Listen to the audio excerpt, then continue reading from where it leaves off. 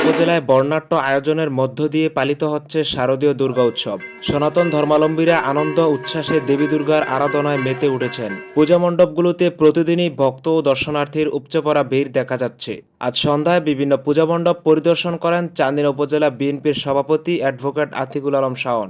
এ সময় তার সঙ্গে ছিলেন দলের বিভিন্ন নেতাকর্মীরা। বড় কথা হলো দেশটা অস্থিতিশীল অবস্থায় আছে, যে কোনো লোকেরা অস্থিতিশীল করতে পারে, আমরা সবাই সচেতন থাকব। তিনি পূজা কমিটির সঙ্গে কথা বলেন এবং পূজার সার্বিক খোঁজখবর নেন। দেশনায়ক তারেক রহমানের পক্ষ থেকে আর্থিক সহায়তা প্রদান করেন তিনি। পূজা উদযাপনকালে কোনো বিশৃঙ্খলা সৃষ্টি না হয় সেই বিষয়টি নিয়ে নেতাকর্মীদের তদারকির নির্দেশ দেন। পূজা কমিটিকেও সতর্ক থাকার আহ্বান জানান তিনি। শারদীয় দুর্গাপূজা বাংলার অন্যতম প্রাচীন ঐতিহ্যবাহী উৎসব। 5 দিনব্যাপী এই পূজায় মহাষষ্ঠী, মহাসপ্তমী, মহা অষ্টমী, মহানবমী ও বিজয়া দশমী উপলক্ষে ভক্তরা দেবী দুর্গার পূজা অর্চনা ও নানান উৎসব পালন করেন। আনন্দঘন পরিবেশে মণ্ডপগুলোতে ভক্তদের পাশাপাশি নানান ধর্ম বর্ণের মানুষ মিলিত হন। পূজা কমিটির সদস্যরা অতিথিদের আন্তরিক আপ্যায়ন করেন এবং উৎসবমুখর পরিবেশে সবাই মিলেমিশে উপভোগ করেন শারদীয় দুর্গা উৎসব।